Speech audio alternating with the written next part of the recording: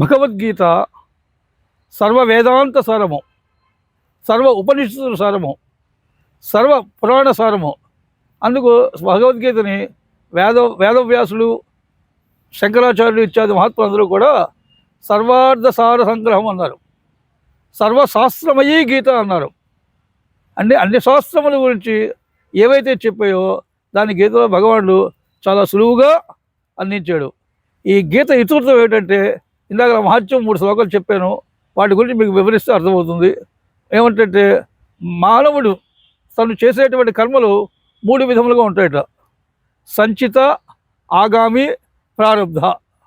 సంచిత అంటే మన సంచిలో తెచ్చుకుంటుంది మనసులు. ఇలాగో మన గర్జన్మలో చేసినటువంటి కర్మలు బట్టి ఆ సంచిత కర్మలు మనకి వస్తాయి.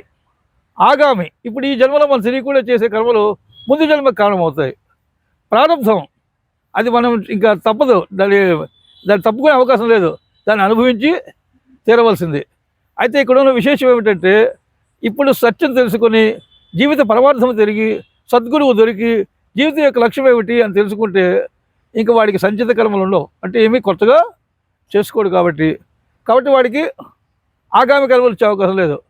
ప్రారంభం, గతంలో చేసింది ప్రారంభం అవశ్యం అద్వోక్తవ్యం చెప్తున్న శాస్త్రం. అంటే గతంలో చేసింది ఇప్పుడు ఖచ్చితంగా అనుభవించి తీరవాలి. అదేనా మరి దాని సులువైన మార్గం లేదా అని అడిగట ఆ నారాయణ్ణి. అప్పుడు నారాయణ చెప్పేట, లేదురా అబ్బాయి, ప్రారంభకర్మ పోవడానికి సులువైన మార్గం ఉంది.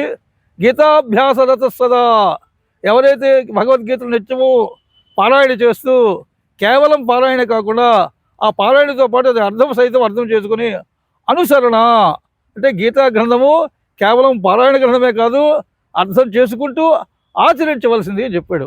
ఎప్పుడైతే ఆ గీత నిత్యము అధ్యయనం చేస్తూ, స్వాధ్యాయం చేసుకుంటూ, మననం చేసుకుంటూ, దాని యొక్క అర్థం తెలుసుకొని దాన్ని ఎప్పుడైతే మనం ఆచరణలో పెట్టామో మన ప్రారంభం ఇలాగ చుడిపోతుంటాం. అంటే చిన్న దూది, పెద్ద దూదిపోగు చిన్న అగ్నికణానికి ఎలాగైతే భస్మపటలం అయిపోతుందో అలా పూర్తిగా పోతుందట.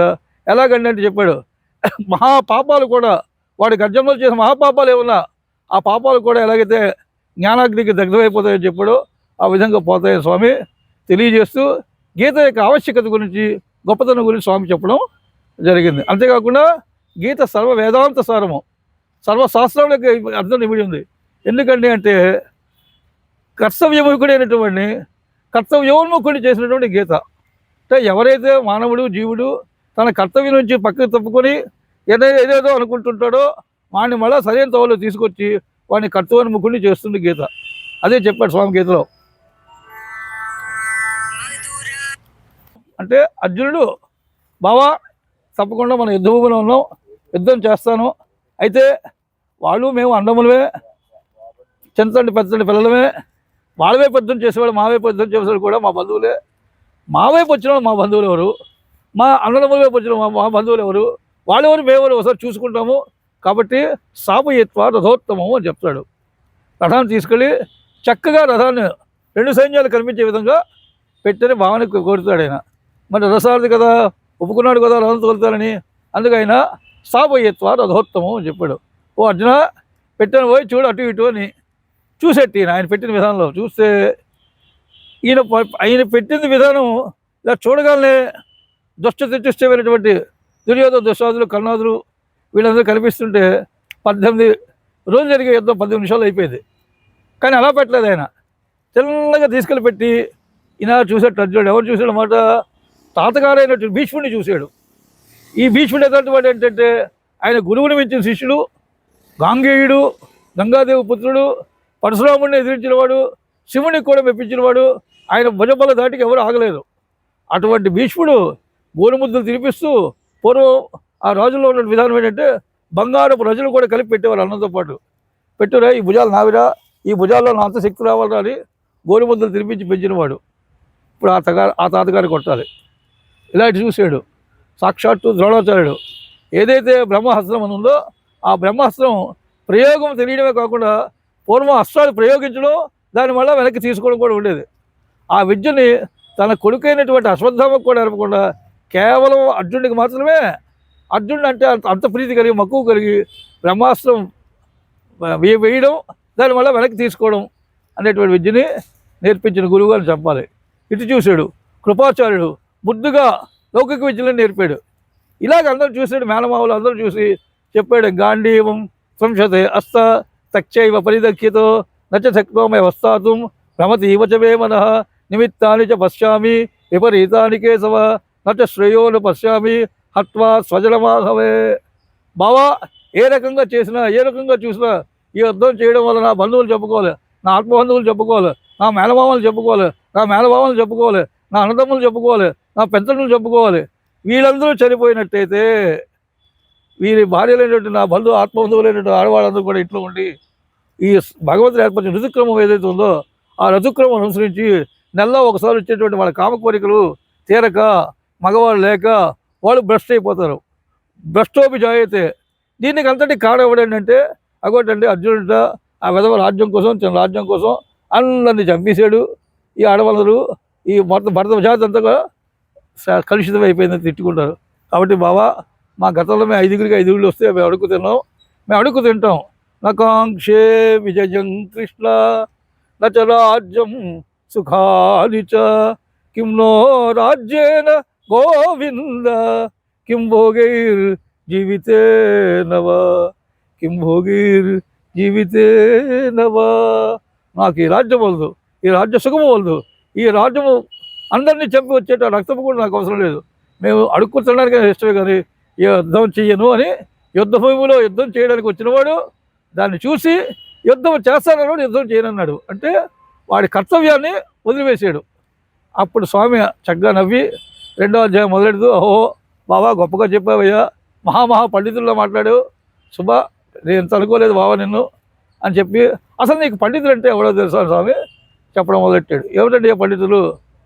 అశోచ్య నన్వశోచత్వము ప్రజ్ఞావాదాంచ భాషసే గతాసూన గతాసూంచ నాను శోచంతి పండితగా నాను శోచంతి పండితగా. అర్జున బావా, చాలా గొప్పగా మాట్లాడు, పండితుల్లో మాట్లాడు, సభగా గొప్పగా చెప్పు. కానీ పండితుడు అంతా ఎవరో తెలుసా? ఆలోచన స్థాయిలో కూడా బతికున్న వారి గురించి కానీ చనిపోయిన వారి గురించి కానీ ఎవరైతే ఆలోచించడో వాడయ్యా పండితుడు అని చెప్పాడు. సో ఇప్పుడు మనందరం అర్జునుడితో పాటు ఏం చేస్తాం మనం? అయితే గతం, లేకపోతే భవిష్యత్తు, లేకపోతే బతికున్న వాడి గురించి, లేకపోతే మన గతం గురించి చెప్పుకుంటూ ఉంటాం. అది అసలు చేయకూడదట. ఇంకా అక్కడి నుంచి అనేక సందర్భాల్లో రకరకాలుగా చెప్తూ రకరకాలుగా చెప్పి అంతటికీ నేనే కారణం అవుతున్నాను.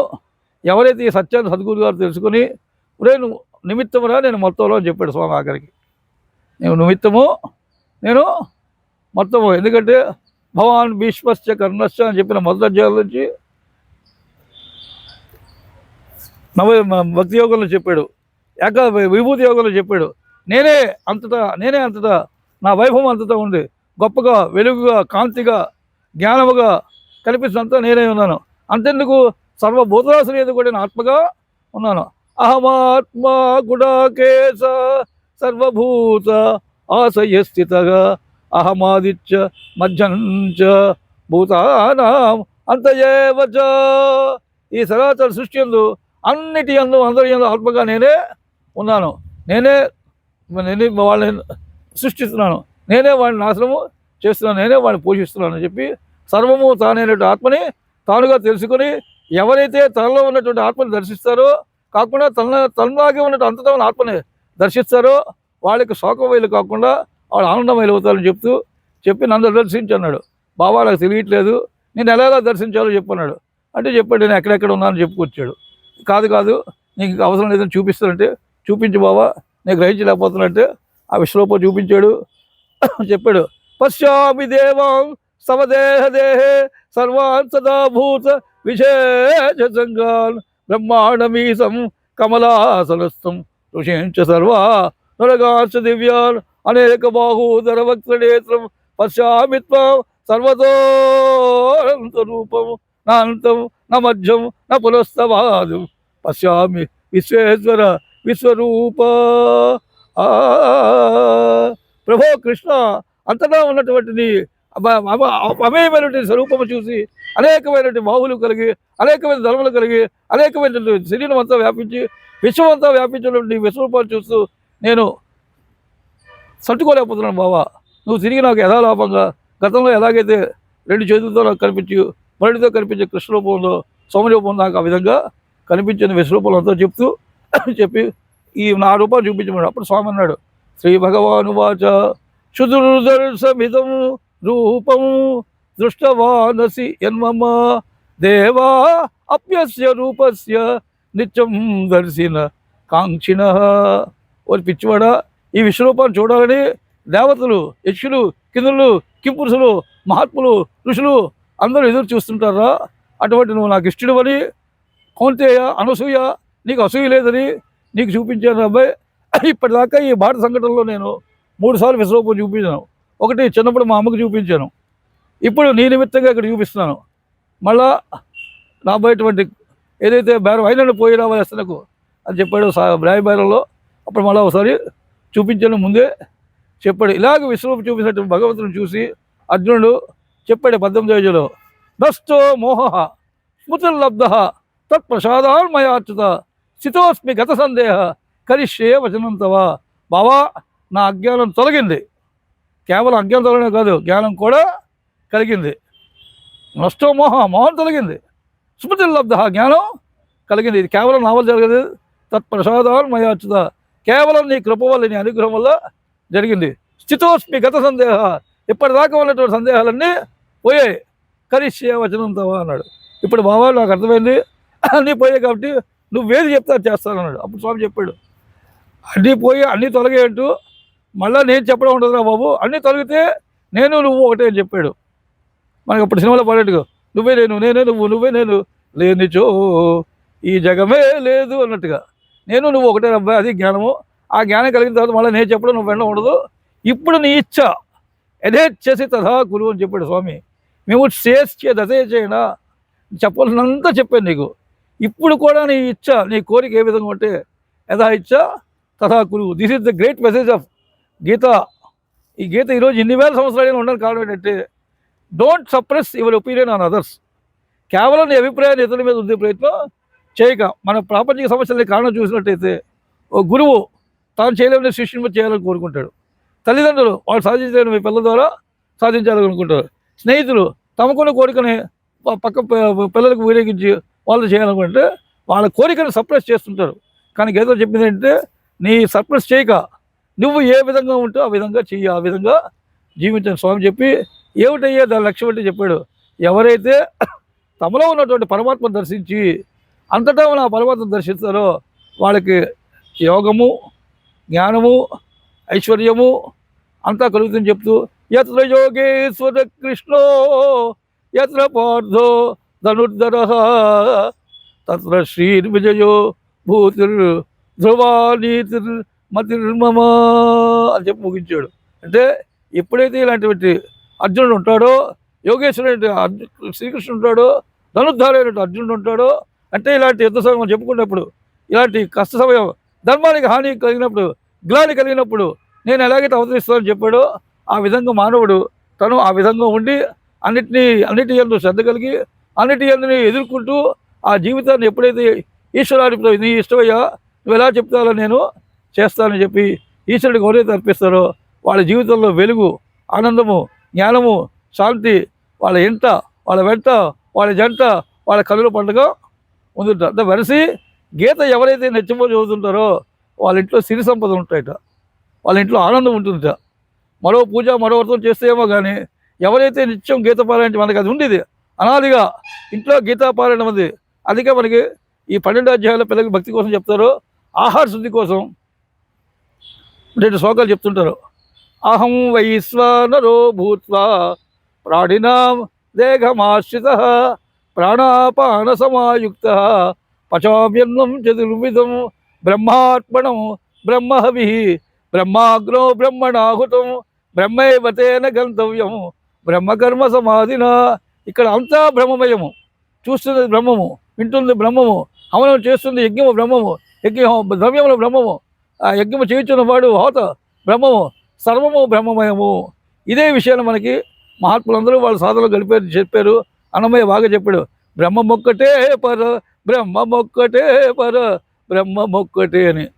తెలిసినటువంటి రామదాసు చాగే అందరూ చెప్పారు, అంతారామమయం ఈ జగ అంతారామమయం నదులు వనంబులు నానా మృగములు విహిత కర్మములు వేదశాస్త్రములు అంతారామమయం అని ఆయన చెప్పాడు.